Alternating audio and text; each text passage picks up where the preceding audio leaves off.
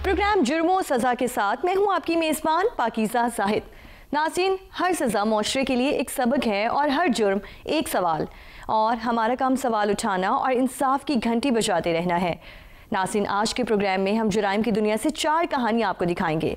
रावलपिंडी में एक बेटी ने वालिद की रिकवरी की रकम आशना को दे दी और घर में डकैती का ड्रामा रचाया। कमालिया में 14 साल लड़के को नौकरी का झांसा देकर अगवा किया गया और पेशावर के पहाड़ों से 9 माह बाद उसको बाजियाब किया गया। फैसलाबाद में किराना स्टोर्स पर बढ़ती हुई डकैतियों ने आवाम को खौफ ज़दा कर दिया है और पेशावर के मुज़ाफ़ात में कत्ल के बढ़ते हुए वाक़यात ने अमन व अमान पर एक सवालिया निशान लगा दिया है। सबसे पहले रावलपिंडी की जानिब बढ़ेंगे। रावलपिंडी में एक अफसोसनाक वाक़या पेश आया, जहां 22 साल लड़की सहर ने वालिद की रिकवरी की रकम अपने आशना को दे दी और घर में डकैती का ड्रामा रचाया, लेकिन पुलिस ने मामले की तह तक पहुंचते हुए हकीकत को बेनकाब कर दिया। इस्लामाबाद से हमारे नुमाइंदे अयास अकबर यूसुफजई इस वक्त जाए वक़ुआ पर मौजूद हैं और साथ ही तफ्तीशी अफसर से मालूमात ले रहे हैं। आइए आपको दिखाते हैं। जी बिल्कुल, रावलपिंडी सिटी का जो थाना है उसका इलाका है इतिहाद कॉलोनी। वहाँ पर एक बेटी ने बाप के साथ मिली भगत करके फ्रॉड के ज़रिए एक वाक़या बनाया जिसको डकैती का रंग दिया गया और 92 लाख रुपए जो है वो बाप के हथियार लिए। मैं इस वक्त मौजूद हूँ इतिहाद कॉलोनी में। मेरे अकब में जो कैमरामैन खलीक अहमद आपको दिखाएंगे, ये अजीज़ भट्टी साहब का घर है, जिन्होंने पुलिस को 15 पे कॉल की कि जी हमारे घर में डकैती हो गई है और मेरी बेटी से तकरीबन 92 लाख रुपए जो है वो डकैत जो है वो यहाँ से उठा कर ले गए हैं। पुलिस थाना सिटी की यहाँ पर आईओ पहुँचे और उन्होंने जब तमाम हालात का जायज़ा लिया तो उनको मालूम हुआ कि यहाँ पर CCTV कैमरे जो हैं वो चेक किए गए। उन्होंने बाकी भी मामलात चेक किए यहाँ पर, क्योंकि गुंजानाबाद इलाका है, मैं इस गली के अंदर मौजूद हूँ। ह्यूमन इंटेलिजेंस के ज़रिए लोगों से भी पूछा लेकिन कोई क्लू नहीं मिला। और उसके बाद जब ये फर्दर इन्वेस्टिगेशन हुई तो ये बताया गया, जो 22 साल लड़की है सहर, उसने ये बताया कि जी कोई खातून जो है वो इनके घर में घुसी है जिसने बुर्का पहना हुआ था और उसके हाथ में एक स्प्रे था। उसने वो स्प्रे जो है वो सहर की आंखों में किया और उसके बाद घर से जो है लूट मार करके, जो अब्दुल अजीज़ हैं जो कि एक गैस कंपनी में रिकवरी मैनेजर हैं, जो कि रिकवरी के पैसे ला के अपने घर में रखते थे और उसके बाद वो कंपनी में जमा कराते थे, तो रिकवर किए गए तकरीबन रिकवरी के लिए 92 लाख रुपए जो है वो घर में रखे हुए थे। और जो सहर है उसकी वालदा और बहन वो गुजरांवाला अपने रिश्तेदारों के घर गई हुई थी, तो उस घर में सिर्फ सहर अकेली थी और वालिद जो है पैसे रखने के बाद दूसरी किसी पार्टी के पास पैसे लेने के लिए पहुँचे। उसके बाद फिर उन्होंने ये कहा मुबैना तौर पर कि जी कोई खातून आई, उन्होंने स्प्रे किया और लूट मार करने के बाद चले गए। यहाँ पर इतिहाद कॉलोनी में थाना सिटी पुलिस यहाँ पर पहुंची। ये वो घर है अब्दुल अजीज़ भट्टी का जहाँ पर मुबैना तौर पे बताया गया था कि कोई खातून घुसी है जिसने स्प्रे किया और शहर से जो है वो 22 लाख रुपए लेकर चले गए। पुलिस के लिए बड़ा चैलेंज था, क्योंकि पुलिस ने देखा कि इस गुंजानाबाद इलाके में ऐसा कौन है कि जो डकैती की वारदात हुई। पुलिस यहाँ पर पहुँची, थाना सिटी के जो SHO हैं नदीम, वो ख़ुद यहाँ पर अपनी टीम के साथ पहुँचे। तमाम हालात देखने के बाद जब उन्होंने देखा इस घर के बाहर कोई CCTV फुटेज मौजूद नहीं है, तो फिर ये मेरे सामने आप देख सकते हैं जामिया मस्जिद फारूकिया यहाँ पर मौजूद है और यहाँ पर SHO साहब भी हमारा इंतज़ार कर रहे हैं। ये फारूकिया मस्जिद के पास आके देखें तो यहाँ पर 2 CCTV कैमरे नज़र आए। एक खलीक अहमद आपको दिखाएंगे, एक मैं अगर फिंगर पॉइंट करूँ तो उस जगह पर लगा हुआ है और एक जो इस गली के बिल्कुल सीध पे लगा हुआ है। तो यहाँ से फिर जो है वो SHO थाना सिटी ने यहाँ पर SHO की जो CCTV फुटेज है वो रिकवर की और उसके बाद तफ्तीश को आगे बढ़ाया। इनसे ही पूछते हैं कि ये तफ्तीश फिर आगे कैसे बढ़ी और ये वाक़या हुआ क्या। बहुत बहुत शुक्रिया नदीम साहब आपका। ये वाक़या क्या हुआ, आपको कॉल रिसीव हुई अब्दुल अजीज़ भट्टी साहब की जानिब से और उसके बाद फर्दर जो है वो आपने इस इन्वेस्टिगेशन को कैसे बढ़ाया? वो 4 से 5 घंटे में आपने जो है वो पैसे भी रिकवर कर लिए। जी, मोरगा साथ एक 25 को जो है ना अब्दुल अजीज़ जो शहर के वालिद हैं, उन्होंने बदरिया 15 कॉल की कि हमारे घर कोई हमारी बेटी घर में अकेली थी, तो कोई औरत आई है जिसने कोई बरका पहना हुआ है, तो वो उसको जो है ना बेहोशी वाली परफ्यूम लगा के बेहोश करके वो ले गई है, साथ पैसे ले गई, कोई हमारे घर में 81 लाख पड़े थे। तो फिर जो है हमने जो वहाँ से उसकी जो है ना फौरी तौर पे हमने जो है ना अपने अफसरान वालों को बताया है, वो भी मौका पे आ गए हैं। तो वहाँ से जो है हमने CCTV कैमरे हमने देखना शुरू कर दिए हैं फौरी तौर पे, क्योंकि वकूआ ही ऐसा था कि वो जल्दी ना करते तो उसके पैसे रिकवर नहीं हो सकते। जी ठीक है। तो फिर हमने पहले तो इस साइड पे जो लेफ़्ट साइड पे जो है ना कैमरे लगे हुए हैं उनको चेक किया, लेकिन वहाँ से कोई ऐसा क्लू नहीं मिला था।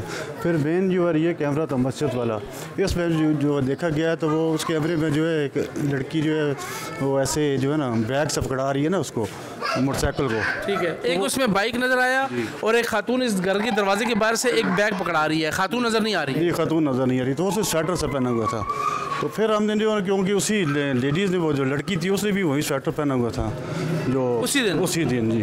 तो वो स्वेटर की मदद से जो है ना फिर हमने जो है ना देखा है तो वो उस लड़की से इंटरोगेशन की है। तो वो थोड़ी सी घबरा तो गई है पहले से, बाद में उसने कहा जी वो मेरा कुछ जानने वाला है, फ़ाद नाम है उसका, तो ये पैसे तो मैंने उसको दिए हैं। अयाज अकबर यूसुफजई ने वाक़े की तफसील बताते हुए पुलिस अफसर से मौका वारदात की मालूमात ली। अब बात करते हैं DSP असद शाह से और जानते हैं कि पुलिस को जब 15 पर कॉल आई तो उसमें क्या बताया गया, मुलजिम से मुतालिक कैसे इल्म हुआ और उन्होंने कैसे ऑपरेशन प्लान किया और गिरफ्तारी अमल में लाई गई।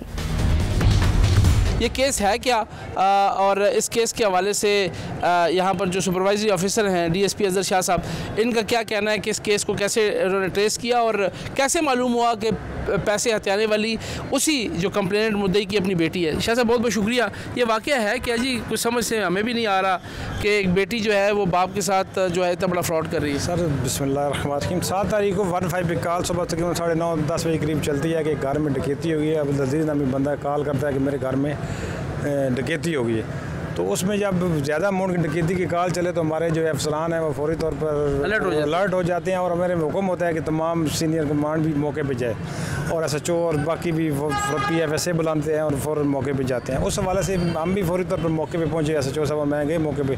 तो अब्दुल अजीज़ साहब ने स्टेटमेंट ये दी कि मैं बैंक रोड पे मिज़ान बैंक गया हुआ था, घर में पैसे पड़े हुए थे, ये मेरी बेटी अकेली थी, मेरी बेगम जो है वो गुजरावाला गई हुई थी और एक खातून आई है, उसने दरवाजे वाशरूम जाने लगी, अचानक वो घर में दाखिल हुई है और उसने स्प्रे किया और उसको बेहोश किया, रस्सियों से बांधा है और बेड पे फेंक दिया और सारी तलाशी लिया और 92 पहले पूरी स्टोरी बता दी जी पूरे 92 लाख रुपया लेके जो है फरार हो गई।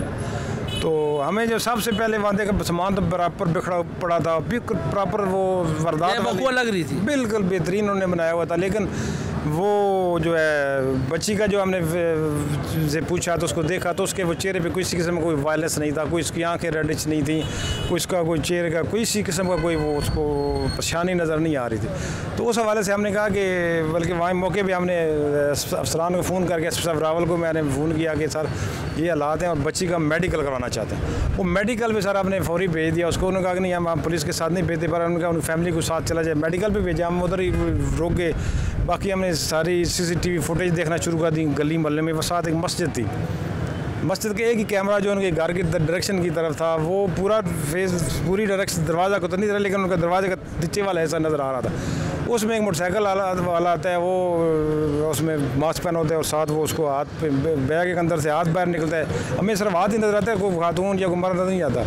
उसमें वो बैग पकड़ाता है, वो मोटरसाइकिल में आगे निकल जाता है और हम वो काफ़ी देर हमने उसको पीछे करके देखा, आगे करके देखा, कोई औरत वहाँ से गुजरी है क्योंकि उन्होंने शायद ये कहा था कि कोई बुरके वाली खातून आई थी, घर के अंदर दाखिल हुई, उसने स्प्रे किया और वापस चली।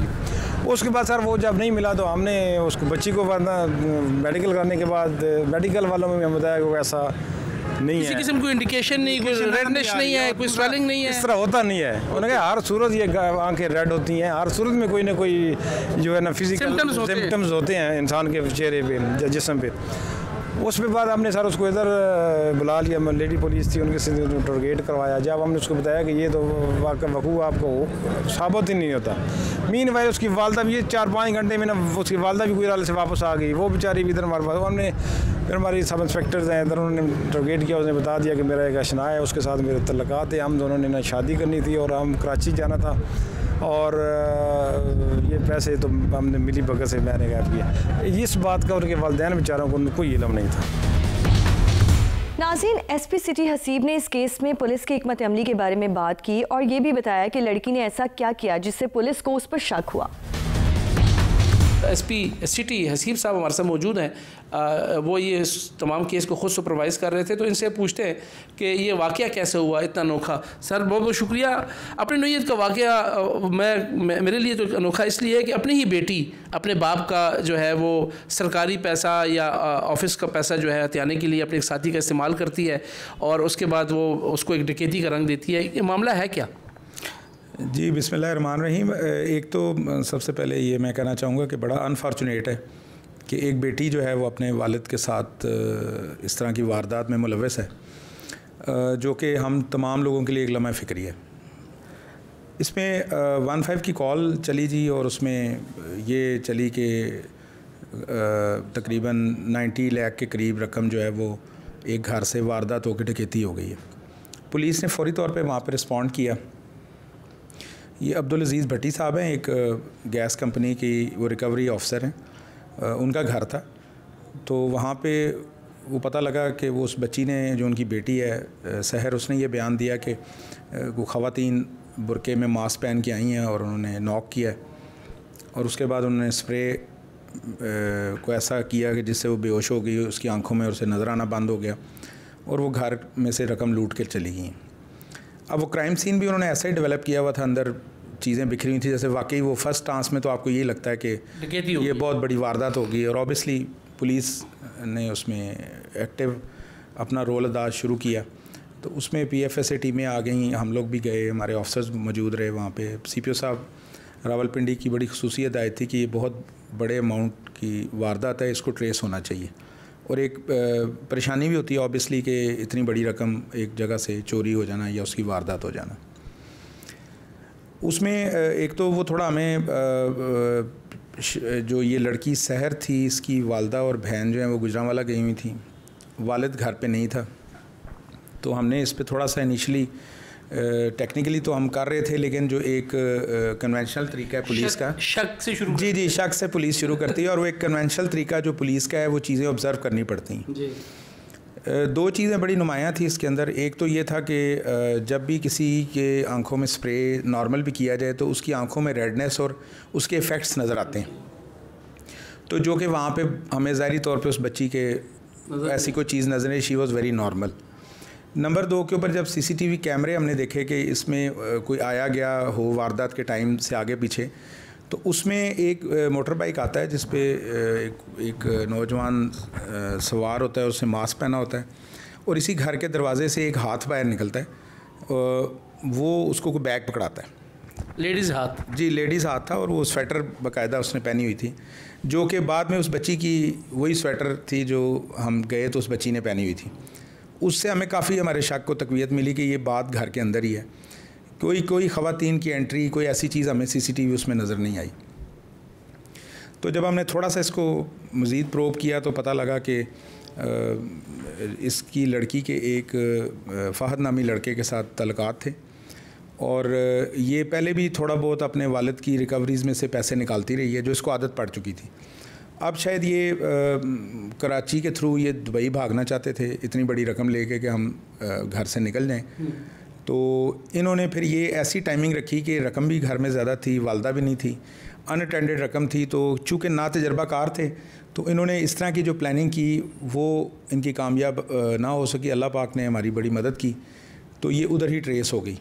फिर वो जो रकम थी वो 81 लाख की, वो मुकम्मल तौर पे बग़ैर कहीं स्पेंड हुए वो हमें बरामद हो गई। ये लड़की से हुई या उस फ़हद से हुई? जी वो फिर फ़हद का बताया, फिर हमने फ़हद को हिरासत में लिया। तो उसकी वेल्डिंग की दुकान है, वेल्डिंग की दुकान में एक उसने अलमारी बनाई है खुफिया, अच्छा। उसके अंदर से हमें ये रकम बरामद हुई। नाज़रीन अब जाएंगे कमालिया की जानिब, जहां एक 14 साल लड़के शाहजेब को नौकरी का झांसा देकर अगवा किया गया और पेशावर के पहाड़ी इलाके में पूरे 9 माह तक कैद में रखा गया। पुलिस ने जांफशानी से काम करते हुए लड़के को बाजियाब किया और घर वापस पहुंचाया। हमारे नुमाइंदे अमजद सईद ने बताया कि शाहजेब को अगवा करने वाले मुनशियात फरोशों के गिरोह ने किस तरह उसे कैद में रखा, उस पर क्या मजालिम ढाए। कमालिया के नवाही गाँव 732 गाबे से 9 माह कबल एक 14 साला लड़के को अगवा करके पेशावर के पहाड़ी इलाके में ले जाया गया और वहां पर उससे जबरी मशक्क़त करवाई गई और एक वक्त का खाना भी बामुश्किल फराहम किया जाता रहा। इस तमाम वाक़यात की तफसीलात हम उनके वालिदैन, बच्चे की ज़ुबानी और पुलिस ने बच्चे को कैसे बाजियाब कराया, इन तमाम वाक़यात को जानने के लिए हम उनके पास चलेंगे और उनकी ज़बानी सुनेंगे कि बच्चे ने वहाँ इस दौरान किन मुश्किलात का सामना किया। शाहजेब के ऊपर इन 9 माह में क्या गुजरी और इनकी वालिदा पे ये वक्त कैसे गुजरा और इसकी बाजियाबी के बाद अब इनकी ज़िंदगी किस तरह तब्दील हो चुकी है, आइए इन्हीं की ज़बानी सुनते हैं। इस वक्त मैं बाजियाब होने वाले 14 साला शाहजेब के साथ मौजूद हूँ। इसे अगवा के दौरान 8 से 9 माह तक कैद रखा गया और इससे जबरी मशक्क़त करवाई गई, हाथ पांव भी बांधे गए थे। आइए इसकी ज़बानी सुनते हैं कि इस दौरान इन्हें किन मुश्किलात का सामना करना पड़ा। ये बताइए। मेरा नाम शाहजेब है और मेरे वालिद का नाम मोहम्मद जवेद है और मेरे वालिद की आज 7 साल पहले डेथ हो गई थी और मैंने तनख्वाह का लालच दे के इतो नदीम और अमजद लाके जाने वाले अगर फिर नासिर नूरदमान थे और फिर इतना मैंने तो जैसे उतारे गुल नासिर और नूरदमान आ गए थे। फिर इतों ना मैंने मैट्रो चढ़ाया, मैट्रो मेरे नाल गया, फिर ना गड्डी कराई हो जी गड्डी दे विच फिर मैंने इन्हें बैठा लिया।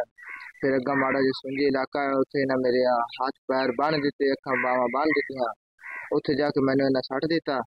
फिर हट के जेड़ा उत्थे मेरे को मुशक्कत करांदे रहा, मारदे कुटदे रहंदे सी और उतों माल लेंदे रहा और सारा कुछ। फिर मैनू मारदे छुड़दे सी और जेड़ा रोटी पानी टाइम पे नहीं मिलता सी और इस तरह मैनू लेके गए थे और कहने बहुत मारदे सी और रोटी पानी जोड़ा सी ना वो एक दिन मिलता सी, एक दिन नहीं मिलता सी और सुरंगा बनाते सी और जेड़ा पत्थर दे सुरंगा दे विच डुआंदे सी, पत्थर डुआंदे सी और मिट्टी छुट्टी डुआंदे सी और सुरंगा बनवाते सी और रात नूं मैनू बेड़ियां ला के ते बिठांदे सी और अठे मेरे नाल रहंदे सी और मारदे सी और बहुत बहुत जुल्म करते रहा मेरे नाल उत्थे और तुरंत मैं हलाक हो गया सी और विचों बीमार ही होया रहा।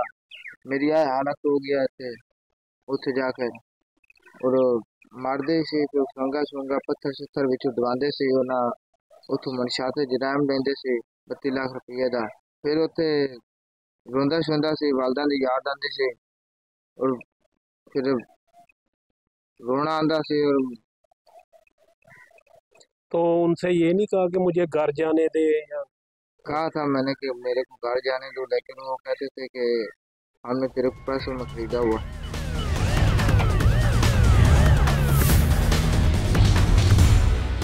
औलाद का दुख एक माँ ही समझ सकती है। इस वक्त मैं बाजियाब होने वाले शाहजेब की वालदा के साथ मौजूद हूँ।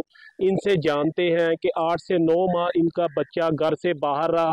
इस दौरान इन्होंने वो दिन कैसे गुजारे और मकामी पुलिस की जानब से इनके साथ कैसा तावन रहा, इन्हीं की ज़बानी सुनते हैं। सर जी, मेरा 9 महीने बच्चा हुआ रहा कि मैं दरवाजे में देखती रहती थी कि मेरा छोटा जो बच्चा है वो बच्चा खा रहा था, तो इसलिए मैं सारा दिन रोई चलती थी और बच्चे लिए हाथ साफ था।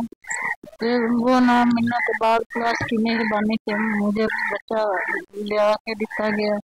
फिर मैं इसलिए दुआ मांगती हूँ इंशाल्लाह किसी माँ का बच्चा दूर ना हो और इसलिए क्लास की मेहरबानी जिसने मुझे बच्चा लेके दिया है। अभी आपका बच्चा आपके पास आ चुका है, आपके क्या जज्बात है इसे देखकर इतनी देर आपसे दूर? मैं रोती रहती हूँ, रोटी खाता है और तो वो बीमार रहता है, बिस्तर में लेट जाता है, वो कहता है मुझे दाद दे रही है, मेरे पैर को पीड़ हो रही है, इस तरीके से वो बातें मुझे करता है। तो मुझे पता है ना मैं 9 महीने कैसे गुजारे हैं और किन हालातों से मैंने आपका बच्चा लिया है। शाहजेब और उसकी वालिदा की कहानी आपने सुनी। अब चलेंगे केस की तकनीकी पहलुओं की जानिब। इस केस में तफ्तीशी अफसर ने बताया कि किस तरह टेक्नोलॉजी का इस्तेमाल करते हुए उन्होंने मुल्जिमान तक रसाई हासिल की। अब मैं इस केस के तफ्तीशी गाजी सज्जाद अख्तर साहब के साथ मौजूद हूँ। इनसे जानते हैं कि इन्होंने ये कामयाबी कैसे हासिल की और टीम को भी कोई मुश्किलात का सामना करना पड़ा और अभी जो हालिया है वो तफ्तीश किन मराहल में चल रही है। जी सर बताइए। जी अमजद भाई, आपका बहुत ज़्यादा शुक्रिया। जब से मेरे पास इस केस की तफ्तीश आई है, मैंने अपने अफसरान बाला की हिदायत के मुताबिक उनसे मुशावरत करके टेक्निकल तरीके से साथ IT ब्रांच हमारी है उससे मदद लेकर जो मुल्ज़मान थे चारों इस केस के, उनको गिरफ़्तार किया मैंने। उसके बाद उनकी निशानदेही पे बच्चा हमने रिकवर किया। तकरीबन ये 8 से 9 महीने उनकी कस्टडी में रहा है। उसके बाद हमारे जो SHO साहब हैं, इमरान सलीम साहब, ज़ैनब अयूब ASP साहबा और हमारे DPO साहब, वो दौरान तफ्तीश हर मतलब थोड़ी थोड़ी देर बाद मेरे साथ वो राब्ते में रहते थे और मुझे ब्रीफ करते रहते थे। हमने उधर पेशावर वाली साइड पे जो हमारी टीम थी उनके हमरा गए, हमने रेड वगैरह किए, तो वहाँ चूँकि दहशतगर्दी का माहौल है, ज़्यादा ख़तरात होते हैं। सबसे ज़्यादा जो मेन हमें मामला दरपेश था वो हमारे अपने जवानों की सेफ्टी का था। उसके बाद सेफ जो बाज़याबी है मगवी की, वो सबसे बड़ा हमारे लिए चैलेंज था, लेकिन अल्लाह ताला के फजल व करम से हमने वो बखूबी आसान तरीके से सारा अंजाम दिया और अल्लाह ताला का लाख लाख शुक्र है कि जो मगवी है वो बाज़याब हो चुका है। बाज़याबी जिस एरिया से की गई वो एरिया किस तरह का था? वो पहाड़ी सिलसिला है जी, ये पेशावर से आगे हयाताबाद वाली साइड है, कट्ठन एरिया है। रास्ते का जो है हमें चूँकि नहीं पता था, हम इस एरिया के लोग हैं, तो बड़ी मुश्किलात पेश आई, लेकिन अफसरान बाला के राब्ते से और टेक्निकल तरीक़े कार जो तफ्तीश होता है हमारा, उनको हम बरोज़गार लाते हुए अपने हदफ तक हम पहुँचे। अमजद सईद ने ASP ज़ैनब अयूब से बात की, जिन्होंने बताया कि पुलिस को इस केस के नतीजे तक पहुंचने के लिए किन किन चैलेंजेस का सामना था। इस केस में बच्चे की बाज़याबी के लिए ASP सर्कल कमालिया ज़ैनब अयूब की ज़ेरे नजरानी एक टीम तश्कील दी गई थी। इस वक्त मैडम साहबा मेरे साथ मौजूद है, इनसे जानने की कोशिश करते हैं कि बच्चे की बाज़याबी के दौरान इन्होंने क्या क्या इक़दाम उठाए और किन मुश्किलात का इन्हें सामना भी करना पड़ा। थैंक यू अमजद साहब। बेसिकली ये केस हमारे लिए बहुत चैलेंजिंग था, क्योंकि आपको पता है कि अभी हमारी जो करंट CM पंजाब हैं, उनकी विजन के मुताबिक हम ख़वातीन के केसेस को और बच्चों के केसेस को प्रायोरिटी बेसिस पे डील कर रहे हैं। तो ये केस हमारे लिए बड़ा सेंसिटिव था, तो इसलिए IG पंजाब की डायरेक्शंस पे DPO साहब ने एक टीम तश्कील की, जिसको लीड मैं कर रही थी, और मेरे साथ जो हमारे SHO साहिबान, SHO सदर, हमारे तफ्तीशी सज्जाद और हमारी CIA की टीम भी इसमें काम कर रही थी। इम्पॉर्टेंट ये बात थी कि बच्चा तकरीबन 7-8 माह से लापता था और बच्चा अंडर एज था, जिसकी वजह से सेंसिटिविटी और बढ़ गई। ड्यूरिंग कोर्स ऑफ इन्वेस्टिगेशन हमें ये चीज़ें हमारे सामने आई कि जो गैंग इसमें इन्वॉल्व था वो ना सिर्फ बड़े ऑर्गेनाइज्ड क्रिमिनल्स थे, उनका प्रॉपर क्रिमिनल रिकॉर्ड था, ह्यूमन ट्रैफिकिंग के इश्यूज भी उनके साथ एसोसिएटेड थे। लेकिन इस केस में इनका जो प्राइम मोटिव था वो ये था कि ये जो हमारी वल्नरेबल ख़वातीन हैं, जो लो सोशो इकोनॉमिक स्टेटा की होती हैं, जो गरीब ख़वातीन हैं, जिनके रोज़गार का मसला चल रहा है, उनके बच्चों को नौकरी का झांसा दिया और साथ में फिर उनको इन्होंने ड्रग्स में, मंशियात में और स्मगल करके इवन यहाँ तक भी कि पेशावर तक ले जाते थे और वहाँ इनसे जबरी मुशक्कत और इवन नारकोटिक्स और शदीद किस्म के तशद्दुद का शिकार करते थे। तो जब ये चीज़ें हमारी ड्यूरिंग कोर्स ऑफ इन्वेस्टिगेशन हमारे सामने आई तो हमने हर पहलू पे काम किया। हमने ना सिर्फ इनकी CDR एनालिसिस की, हमने अपनी ह्यूमन इंटेलिजेंस से पहले इनके यहाँ के लोकल जो हमारी B पार्टीज, लोकल जो इनके सपोर्टर्स थे, उनको पकड़ा। वहाँ से हम पहुँचते पहुँचते फाइनली जो मेन इसके मुल्जिम है, नासिर है, इसमें 2-3 और मुल्जिम है, नूरजमान है, इन 3-4 मुल्जिमान को पेशावर हयाताबाद से हमने रेड्स किए। और जाहिर है इस केस में सेंसिटिविटी और बढ़ गई थी, क्योंकि वो एक जिस इलाके में बच्चे की हमें इंफॉर्मेशन थी रखने की, वो बड़ा सेंसिटिव है। वहाँ पे लॉ एंड ऑर्डर का, बल्कि वहाँ पे टेररिज्म का, दहशतगर्दी के बड़े चैलेंजेस का सामना था। तो अपनी पुलिस टीम की सेफ्टी और सिक्योरिटी को इंश्योर करते हुए और बच्चे को वहाँ से बाहिफाजत वापस लाना यकीनन एक बहुत बड़ा चैलेंज था, लेकिन अल्हम्दुलिल्लाह अल्लाह हैज़ बीन वेरी काइंड। हमने इन सारी डायरेक्शंस पे, हमारी टीम ने इन सारे पहलुओं पे काम करके बच्चे को वहाँ पेशावर से रिकवर किया और आज अल्लाह का शुक्र है कि बच्चा हमारे साथ है। यहाँ लेंगे एक छोटी सी ब्रेक और ब्रेक से वापस आकर आपको बताएंगे कि फैसलाबाद में किराना स्टोर मालिकान के साथ एक ही जैसे वाक़यात बार बार क्यों पेश आ रहे हैं। आप हमारे साथ रहिए। वेलकम बैक नाज़रीन। नाज़रीन, फैसलाबाद के थाना रजाबाद के इलाके के किराना स्टोर्स पर डकैती की वारदातों का सिलसिला मुसलसल जारी है। अहले इलाका पुलिस की कारकर्दगी से नाला और अपनी हिफाजत के लिए परेशान कुन है। हमारे नुमाइंदे हम्माद अहमद ने इलाके में जाकर तहकीकात की हैं, देखते हैं उनका क्या कहना है।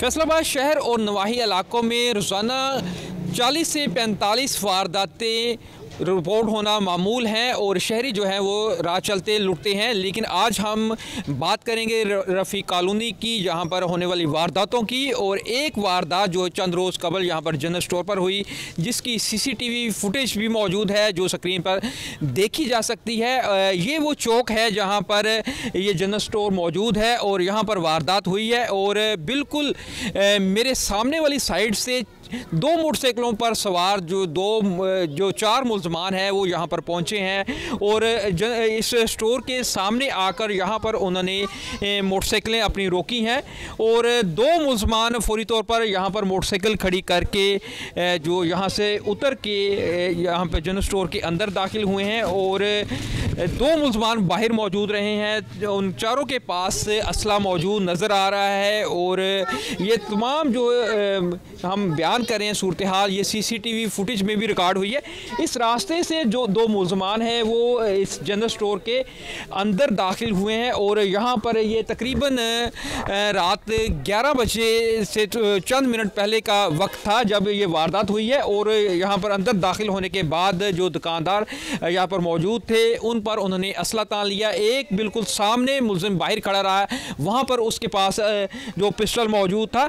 अंदर जो मुलजिम आया है उसने यहाँ पर कैश काउंटर से तमाम जो रकम यहाँ पर मौजूद थी और वो सारी निकाली और इस वारदात का जो मुकदमा दर्ज हुआ है उसमें तकरीबन 2.5 लाख जो नकदी है वो लूटी गई है, वो लिखवाया गया है। एक ही इलाके में एक ही जैसे जुराइम के वाकयात का बार बार होना पुलिस की कारकर्दगी पर कई संजीदा सवालात उठाता है। हम्माद अहमद ने मुतासर अफराद से बात की है और वारदात कैसे हुई और डाकुओं ने किस तरह आकर उनकी दुकान को लूटा, देखिए उनका क्या कहना है। मेरे साथ दुकानदार भी मौजूद हैं, इनसे जानते हैं कि किस तरह वारदात हुई। क्या नाम है आपका? बासित अली। अच्छा बासित साहब, ये किस तरह वारदात हुई, किस तरह मुलजमान आए, एक क्या सीन था ये बताइएगा। जी मैं शॉप पे बैठा हुआ था तो एक काम से अभी मैं बाहर निकला, वाले साहब बैठे हैं तो उन्होंने देखा है आए हैं 4 बंदे, 2 बाहर खड़े हुए थे, 2 अंदर आ गए हैं। तो आते ही उन्होंने असले के तौर पर जो है नकदी ले लिया, तकरीबन 2.5 लाख था, 2 लैपटॉप थे, एक इधर पड़ा हुआ था मेरा और एक इस जगह पे पड़ा हुआ था। दोनों लैपटॉप उठा लिए हैं और 2.5 लाख लेके फ़ौरन चले गए। अच्छा, वो लैपटॉप आपका एक तो काउंटर के पास पड़ा था, पिछला लैपटॉप जो है वो कैसे उनको पता चला कि उन्होंने कोई ऐसे ओवर जहाँ पर चेक किया, सामान कुछ देख रहे थे? एक ये इधर पीछे खड़ा हुआ ओवरव्यू ले रहा था, देख रहा था, उसने कह दिया जी ये लैपटॉप पड़ा हुआ है, ये भी उठाएं। फिर चले गए हैं, वापस आए, फिर बाहर से कहा जी ये एक लैपटॉप पड़ा हुआ है, ये भी उठाएं आप। तो 2 लैपटॉप ले गए हैं। तमाम मसला थे? चारों मसला थे। चारों मसला थे। अच्छा, इस ये राइट साइड से आए हैं, फिर वारदात की है और अगर CCTV देखी जाए तो चंद मिनट लगे, कितना तकरीबन 2 मिनट, बस 2 मिनट में वारदात चले गए। ऐसा ही है जी। अच्छा, उसके बाद फिर फर्दर कार्रवाई क्या हुई, पुलिस को कैसे इत्तला हुई? जी 15 पे कॉल की है, उससे पहले ऑलरेडी इसी मतलब 4 लड़कों ने जो है वारदात की है, पीछे से 2 मोबाइल लिए हैं तो उनकी भी कॉल गई है। तो मेरे पास आए हैं सारी, फिर रात को FIR करवाई है, सारे मामला किए हैं। बस HO साहब देखेंगे क्या करते हैं। मोहल्ले की मस्जिद के इमाम ने इलाके में बढ़ते हुए डकैती के वाकयात पर गहरी तशवीश का इजहार किया है। डाकुओं से मस्जिद भी महफूज नहीं है और मस्जिद में मौजूद चंदे का बॉक्स भी गायब हो चुका है। लोग अपने घरों और कारोबार की हिफाजत किस तरह कर रहे हैं, आइए जानते हैं। इस इलाके में जहां पर जनरल स्टोर लूटे गए हैं, किराना स्टोर लूटे गए हैं, वहां पर मस्जिद में भी वारदातें हुई हैं। मेरे साथ जो मकामी मस्जिद है उनके कारी मौजूद हैं। इनका ये कहना है कि यहाँ पर जो मस्जिद का गला है वो उसको चोरी कर लिया गया है, ताले तोड़कर मुलजमान जो है वो ले गए हैं। वारदात के हवाले से इनसे जानते हैं। अस्सलाम वालेकुम जी। वालेकुम सलाम व रहमतुल्लाह। क्या नाम है आपका जी? कारी गुलाम मुस्तफा सियालवी मेरा नाम है। कारी साहब, ये कब वारदात हुई, किस तरह हुई, इसका तो हवाले से थोड़ा बताएं। जी, ये कल रात के वक्त ही ये मालूम नहीं कि कब वो आए हैं, लेकिन वो मस्जिद का जो पहला मेन ताला वो तो उसकी उन्होंने काट के वो अंदर गए हैं। उसके जाकर उन्होंने गले का जो ताला वो तो काट कर उसके जो था वो ले गए हैं। अगर हमारी मस्जिद में महफूज नहीं है तो आम आदमी कैसे, हमारा आम शहरी कैसे महफूज होगा। हमारे तकरीबन इस इलाके के तकरीबन जो मसाजिद उनका भी ये सुना है कि उनका भी ये गले तोड़ कर वो ले गए हैं। अच्छा, तो ये आपकी मस्जिद के अलावा इलाके की दीगर मसाजिद में भी सुनने में आया कि उनके भी कल की रिपोर्ट है कि और भी मस्जिद में इसी रात में उन्होंने गले तोड़े हैं और तोड़ कर जो मस्जिद का जो भी चंदा था, जो भी फंड था वो ले गए हैं। तो अगर हमारी मस्जिदें महफूज नहीं, हमारा आम आदमी कैसे का जो गला तोड़ा है वो तो आप रोज़ाना तो उसमें से पैसे नहीं निकालते होंगे ना, कमेटी जो वो जमा होते होंगे, तो ये महीने का एंड पे ये वारदात ऐसे ही हुआ है।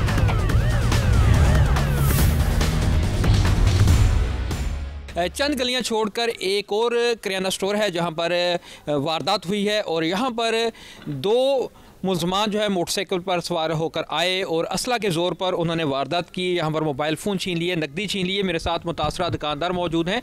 क्या नाम है आपका? साजिद। अच्छा साजिद साहब, किस तरह आपके साथ वारदात हुई, क्या नुकसान हुआ? नुकसान गन पॉइंट पर 2 मोबाइल और नकदी। नहीं, मुलजमान जो आए किस तरह आए, किस चीज़ पे थे, किस तरह आपको लूटा, थोड़ा सा वो सीन बताइएगा। मोटरसाइकिल पर आए थे, ठीक है, नीचे गन पॉइंट पर उन्होंने मोबाइल लिए मुझसे 2 और नकदी लिए, ठीक है, और कहते हैं इसने फायर मार दें। अच्छा, आप इनके साथ एक और साहब भी मौजूद थे यहाँ पर, इनसे भी उन्हीं मुलजमान ने मोबाइल फ़ोन छीना है। आप बताएं कि क्या किस तरह वारदात हुई, आपसे आपका क्या क्या नुकसान हुआ? 17 तारीख की शाम को उस वक्त ही वो भी आए, इनके साथ मैं भी खड़ा हुआ था। इधर से वो शाम को आए, एक ने मुंह पर मास्क लगाया हुआ था और दूसरा जो है वो नकाब के बगैर था। उसने फ़ौरन गन निकाली है और मुझको उसने बोला कि मैं तुझको फायर मार दूंगा, ये मोबाइल मुझको पकड़ा दो। मैंने उसी वक्त डर से उसे फ़ोन भी वापस दे दिया है और वो छीन कर दुकान की तरफ गया है। और मेरे भाई के ऊपर भी उन्होंने गन तानी है, इनसे भी मोबाइल लिया और नकदी पैसे भी अंदर से छीने हैं। और फिर जाने के बाद भी यह कहा अगर आपने शोर किया, जब खप किया तो आपको गोली मार दी। उसके बाद हमने 15 पर कॉल भी की है। हमारी कॉल पर यहाँ पर वो जो है पंजाब पुलिस के जवान वहाँ पर पहुँचे हैं, उन्होंने आकर हमारी बात सुनी है। और डॉल्फिन वालों ने ये भी हमको बोला है कि हमने थोड़ी देर पहले हमारे साथियों ने वहाँ से मुलज़िम जो है पकड़े हैं, वो गुलबर्ग लेकर गए हैं, आप वहाँ पर जाएं। हम गुलबर्ग जहाँ पर जब पहुँचे हैं तो वहाँ पर जाके हमने SHO के साथ जब बात हुई है तो उन्होंने कहा कि आपको जो मुलज़िम है वो भी आपको हम दिखाएंगे और आपकी चीज़ें भी आपको दिखाएंगे, लेकिन आप यहाँ से इस वक्त चले जाएँ, सुबह आएँ। जब हम वहाँ पर सुबह पहुँचे हैं तो वहाँ पर SHO साहब जो हैं वो हमको नहीं मिले, लेकिन जो तफ्तीशी अफसर है उनसे हमारी बात हुई है तो वो हमको बोल रहे हैं कि वो जो मुलज़िम है ना उनकी हमने तस्दीक कर ली है, वो नहीं है। हमको ये बताएं कि SHO साहब ने या तफ्तीशी ने कैसे ये तस्दीक कर ली है कि वो मुलज़िम नहीं है। हमको वो मुलज़िम दिखाए गए हैं, हमको वो चीज़ें दिखाई गई हैं। यहाँ पर किसी के लिए कोई कानून नहीं है, यहाँ पर काला चोर राज जो है वो चला हुआ है। क्या वजह है कि वाकई की CCTV फुटेज ही मौजूद होने के बावजूद पुलिस इस किस्म की वारदातों की तह तक नहीं पहुंच पा रही और मुलजिमान को अब तक गिरफ्तार नहीं कर सकी पुलिस? ASP राजेंद्र ने वारदातों पर काबू पाने के लिए पुलिस की हिकमत अमली पर क्या रोशनी डाली है, आइए सुनते हैं।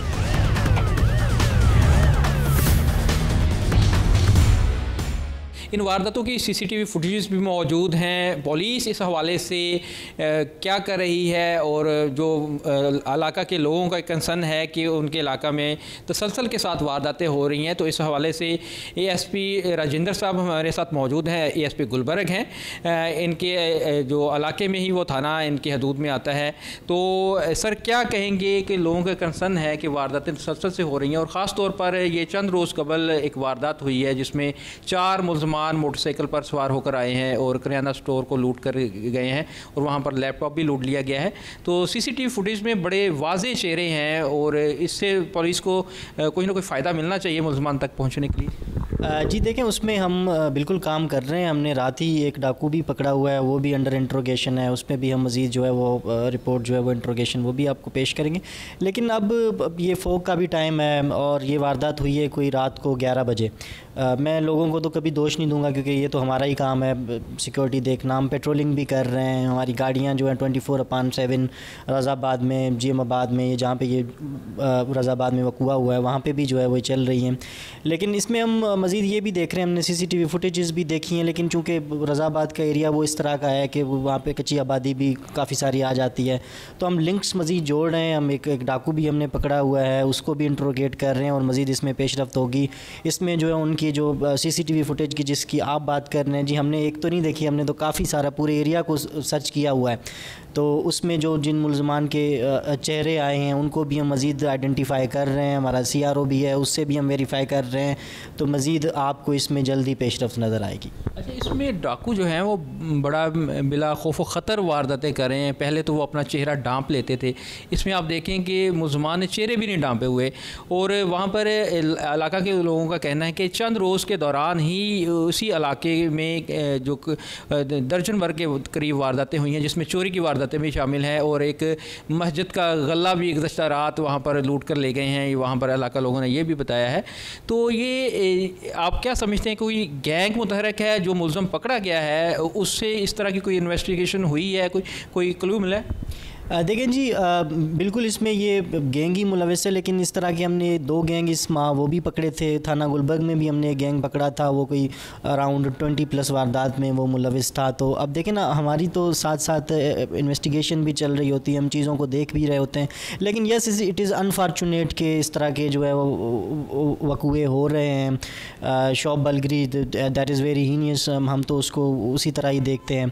लेकिन मैं तो यही कहूँगा कि जी मैं ख़ुद भी रात को आउट होता हूँ पेट्रोलिंग पे, और हम इन चीज़ों को बड़ी बारीक बीनी से देख रहे हैं। मज़ीद जैसे ही इसमें कोई पेशरफ्त आती है हम वो भी मीडिया से भी शेयर करेंगे, और इनको हम इंशाल्लाह कंट्रोल करेंगे जो वारदातें हो रही हैं। यहाँ लेंगे एक छोटी सी ब्रेक, और ब्रेक के बाद पेशावर का रुख करेंगे, जहाँ शहर के मुज़फ़्फ़रात में कत्ल के वाक़यात में मुसलसल इजाफा होता दिखाई दे रहा है। उसकी वजह क्या है आपको बताएंगे एक छोटी सी ब्रेक के बाद। ब्रेक के बाद खुशामदीद। पेशावर के मुज़फ़्फ़राती इलाकों में कत्ल के बढ़ते हुए वाक़यात सब के लिए तशवीश का बाइस बनते जा रहे हैं। गुज़श्ता साल कत्ल के 615 से ज़ायद केसेस रिपोर्ट हुए हैं। बटबेर में एक 17 साला खूबरू नौजवान को गोलियां मार के कत्ल कर दिया गया। रसूल दावर वाक़े की तफसीलात बताएंगे और मकतूल के अहले खाना का मौक़िफ़ पेश कर रहे हैं। 17 साला हसनैन खूबरू नौजवान था जिसको कत्ल किया गया, अंधा कत्ल था। पुलिस के मुताबिक उन्होंने इन्वेस्टिगेट किया और मुलजिम जो है इस वक्त पाबंद सलासल है। इस वक्त उनके चचा और भाई हमारे साथ मौजूद है, उनसे जानेंगे घर में कैसा माहौल था, कैसे पता चला, क्यों आपकी ज़ाती दुश्मनी थी, क्यों इसको कत्ल किया जी? हमारी ज़ाती दुश्मनी नहीं थी, किसी के साथ भी हमारा ज़ाती दुश्मनी नहीं थी। अचानक बस ये हादसा हो गया, और हसनैन छोटा बच्चा था, उसका कार्ड भी अभी नहीं बना है, और उसका उम्र भी कम था, 17 साल उम्र था उसका, और घर में बहुत परेशानी है। और हम पुलिस का शुक्रिया अदा करता हूँ कि उसने ये गिरफ़्तार कर लिया उसको, और ये हादसा अचानक हो गया। हमारे किसी के साथ ज़्यादा दुश्मनी नहीं था, और घर में उसका बहन भी बीमार था उसके पौध की वजह से, और उसकी माँ भी और उसकी अबू भी है, और दिन की भी रोती है और रात को भी रोती है। उसको नींद नहीं आती है, और बस सारा रात वो जो है ना वो रोते हैं, बस उसकी आंसू जारी थी। हमारे साथ बड़ी ज़्यादती होगी, हमारे साथ बड़ी ज़्यादती होगी, और ये हम पुलिस से शुक्रगुज़ार है कि उसकी हमारी मदद की है, बड़ी शुक्रिया हम उसको अदा करता हूँ। अच्छा, ये बताए कैसे पता चला कि उनको कत्ल किया है? पहले तो एक्सीडेंट का कहा गया था घर में। जी, पहले इतलाया था कि तुम जल्दी जाओ, हसनैन को एक्सीडेंट हुआ और तुम कुआट रोड पे जाओ। हम जो कुआट रोड पे गया था वो नहीं था, और लड़के ने उधर बता दिया कि उसके कोई लोग आया, उसके उठाया, वो अस्पताल में लेके चला गया। हम अस्पताल जो गया वो अस्पताल में नहीं मिला। फिर हमने भतीजे दूसरा मेरा भतीजा था सोहेल, उसे हम कॉल कर दिया कि तुम कहाँ पे हो। उसने बोला कि तुम चौकी पे आ जाओ, हम चौकी पे हैं। फिर उसका पता चल गया। फिर भी कातिल का पता नहीं था किसने क्यों कत्ल किया है? कोई पता नहीं था, 10 दिन बाद उसका पता चल गया कि इसने किया है, और मोबाइल एड्रेस हो गया उसका, उसकी वजह से ये पता चल गया। उसके भाई के पास चलते हैं, आप उनके भाई हैं, उस वक्त आपको कैसे इत्ला मिली, कहाँ पे थे उस वक्त जब ये पता चला कि आपके भाई फौत हो चुके हैं? बिस्मिल्लाहिर्रहमानिर्रहीम। मुझे इत्ला मिली कि मैं मर्दान में था कि ड्यूटी पे, और मुझे घर से कॉल आया कि हसनैन के साथ एक्सीडेंट हुआ है, लेकिन और बाद में पता चला कि उसका मौत हो गया है, किसी ने मार दिया है। फिर मैं पेशावर आ गया और मुझे पता फिर भी नहीं था कि ये क्या हुआ है, और फिर मैं चौकी पे आ गया और फिर मुझे पता चल गया कि हसनैन मर गया है, किसी ने कत्ल कर दिया है। तो कोई ज़ाती दुश्मनी थी या कुछ क्या था? उसका शनाख्ती कार्ड बना था? कितनी उम्र के था वो? अब कितने बहन भाई हैं आप लोग? ये हसनैन का उम्र तकरीबन 17 साल था और अभी तक इसका कार्ड भी नहीं बना, फार्म भी बना था। और हमारे साथ किसी के साथ कोई दुश्मनी नहीं थी, किसी के साथ कोई ख़बर, किसी के साथ ऐसा कोई बात नहीं थी कि हमारे भाई को कोई मारेगा, ऐसा कोई बात नहीं था। इंस्पेक्टर अली अकबर ने इलाके में बढ़ते हुए कत्ल के वाक़यात की वजूहात के बारे में क्या इंकशाफात किए हैं और पुलिस की कार्रवाइयों के हवाले से उनका क्या कहना है। रसूल दावड़ ने उनसे बात की है, आइए आपको दिखाते हैं। जी रसूल दावड़। जी, इस वक्त हम पेशावर के मज़ाफ़ाती थाना बड़ाबेर में मौजूद है। यहाँ पे एक नौजवान का कत्ल हुआ था इस थाने के हदूद में, और वो अंधा कत्ल था, यानी उसका कातिल मालूम नहीं था। FIR दर्ज हुई, पुलिस ने तफ्तीश शुरू की, और जो तफ्तीशी अफसर है इस वक्त वो हमारे साथ मौजूद हैं, उनसे जानेंगे क्यों कत्ल किया था 17 साल के नौजवान को। जी आप बताएं अली अकबर साहब, कैसे उसको कत्ल किया था, किसने कत्ल किया था, कैसे गिरफ्तारी की उन मुल्ज़िमान की? बिस्मिल्लाहिर्रहमानिर्रहीम। वो इस तरह के 2 जनवरी 2025 को हमें एक डेड बॉडी वहाँ पे मिली और एक जमानी उम्र लड़का की किसी नामालूम मुल्ज़िमान ने कत्ल किया। FIR लॉन्च हुई अननोन, और फॉर फर्दर इन्वेस्टिगेशन मेरे हवाला हुई। मैंने जाके स्पॉट का विज़िट किया, लेकिन चूँकि उस वक्त मुझे कोई क्लू ऐसा नहीं मिला, क्योंकि रात का वक्त था और सारे लोग जो है ना वो परेशान भी थे, और मुझे भी कोई ख़ास मौका वहाँ पे नहीं मिला। अलबत्ता अगले दिन मैं जिस दिन जनाजा था 11 बजे, मैंने इलाके का विज़िट किया वहाँ पे मुझे कोई ऐसी इतला भी ख़ास मौसूल नहीं हुई। मैंने कई लोगों से मैं इस सिलसिले में मिला, लेकिन बला आखिर मैंने जो डिसीज़ था इनका सिम नंबर लिया और मैंने इनके पे काम शुरू किया। एक नंबर मुझे इनके तमाम नंबरात में ऐसे मिला जो कि बिफोर द अकोरेंस टाइम तकरीबन 7 बार इनके साथ इनका जो है कॉन्टेक्ट हो चुका था, और फिर दोनों जो है ना एक साथ मेन क्वार्टर रोड पे आ जाते हैं। फिर डिसीज़ इधर ही रह जाता है लोकेशन के मुताबिक, और जो सस्पेक्ट बंदा है वो बाड़ा रोड जो है ना वो पिस्ताखर के इलाके में जाकर वहाँ पे रात गुजार देता है। मुझे बस इस पर शक हुआ कि अरे इन दोनों के आपस में इतनी गहरे रवाबित हैं, और रवाबित होने के बावजूद इसने यहाँ पे वो छोड़कर वहाँ पे चले गई, और जनाजे में भी शिरकत नहीं की, फिर अगले दिन भी नहीं, और इस मकल में भी उसमें शिरकत नहीं की। बस मैंने सिर्फ एक ही टारगेट पर काम शुरू किया, और जब मैंने इस टारगेट पे काम शुरू किया तो अल्हम्दुलिल्लाह अल्लाह के फज़ल करम से और आवाम की दुआओं की से मैं वहाँ पे पहुँच गया। बंदों का हमने अरेस्ट किया, लाया, उनसे जो है ना वो वेपन ऑफ ऑफेंस जो पिस्टल है जिस पे उसने कत्ल किया है वो भी रिकवर हो चुका है, और जो वक़ूअ में मोटरसाइकिल इस्तेमाल हो चुकी है वो मोटरसाइकिल भी रिकवर हो चुकी है। वजह कत्ल किया थी, क्यों नौजवान 17 साल नौजवान को वजह किया है, क्यों कत्ल किया था, बाद में उसने कुछ बताया? वजह तो ये सामने आ गई कि जो डिसीज़ और किस दोनों हैं वो दोनों आपस में गहरे दोस्त हैं, लेकिन इनकी दोस्ती का दोनों पेरेंट्स का, दोनों ख़ानदान को इल्म नहीं था। डिसीज़ के ख़ानदान के भी इसकी दोस्ती का इल्म नहीं था, और जो एक्यूज़ इनके ख़ानदान को भी इसकी दोस्ती का इल्म नहीं था। बार बार जो है ना वो आपस में एक दूसरे से मिल जाते और मतलब रवाबिती भी करते, व्हाट्सएप पर भी राबिते करते थे, गपशप लगा लेते आपस में दोनों। वजह तो ये बताई कि एक्यूज़ कह रहा है कि मैंने उसको 35,000 रुपये इसलिए दी कि उसने मुझसे मांगे थे ताकि मैं अपने लिए एक अच्छा सा मोबाइल जो है ना वो अरेंज करवा सकूं, और फिर तकरीबन 1 माह इसमें बीच में गुजर गया न। फिर तो फिर मैं जो मुझे पैसे वापस करते थे, और न मतलब कोई अच्छे अंदाज में मुझसे वो बात क्या करते थे। बस उस दिन जो है ना वो उस रात दोनों हमारे आपस में जो है ना वो मोबाइल फ़ोन पे उधर तकरार हुआ, और तकरार के बाद जैसे वो आ गया अपनी बाइक पे मेरे महल्ले के सामने से गुजर रहा था, मैंने देखा कि तो गुजर रहा है, अभी उसके साथ मेरी बीमारी भी हो गई और उसके बावजूद मेरे महल्ले के सामने तो गुजर रहा है, तो मैं सीधा घर चला गया। वहाँ पे पिस्टल पड़ा था, पिस्टल भी उठाई और अपनी बाइक जो है ना वो स्टार्ट करके आके इसको फॉलो किया। जैसे हम मेन क्वार्टर पे पहुँचे जहाँ पे ऑकरेंस प्लेस है हमारा, वहाँ पे मैं पहुँच गया। वहाँ में मैंने उसको फॉलो किया वहाँ पे, और मैं उसको मोटरसाइकिल से उतार कर वहाँ पे मैं गोली मार दी उसको। कहा जा रहा है कि ये खुबरू नौजवान जो था 17 साल इसकी उम्र थी, ये इसको अपनी खूबसूरती ने ले डूबा, क्या ऐसा ही है?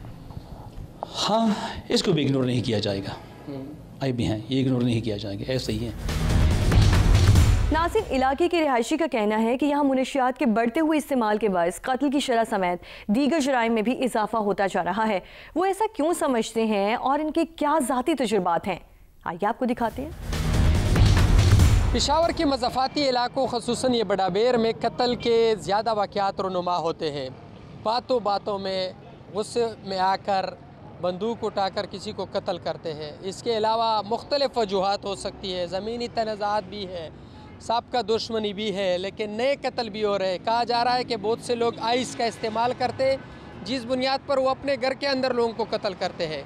इस हवाले से यहाँ के शहरियों से भी जानते हैं, क्या वाकई ऐसा है, लोग कत्ल करते एक दूसरे को? हाँ जी, बिल्कुल ऐसा है कि ना बहुत नशा बहुत ज़्यादा होता है, और इसलिए मैं जुमे के दिन भी हमारे ये कबाड़ गोदाम में इधर आते हैं और छुट्टी मुट्टी नहीं करता, इसलिए कि कत्ल बहुत ज़्यादा होता है और लोग परेशान हैं, इसलिए नशा ज़्यादा है, आइस के नशा, पाउडर के नशा, और हमारा भी डर होता है लोगों से कि इधर उधर नहीं बैरना। हाँ, तो इसलिए ये कत्ल बहुत ज़्यादा हुआ है सर। तो नाज़रीन, पाकिस्तान में जराइम का बढ़ता हुआ ग्राफ माशरे के लिए ख़तरे की घंटी है। आज के प्रोग्राम में हमने रावलपिंडी, कमालिया, फैसलाबाद और पेशावर के जराइम की कहानियों का जायज़ा लिया। क्या आपके इर्द गिर्द भी किसी ऐसे ही जुर्म की कहानियाँ मौजूद हैं जो हम तक आप पहुँचाना चाहते हैं? हमारे YouTube पर मौजूद वीडियो के कमेंट सेक्शन में हमसे आप रब्ता कर सकते हैं। जुर्म और सज़ा में आज के लिए बस इतना ही। मुझे और मेरी टीम को इजाज़त दीजिए। अल्लाह हाफ़िज़।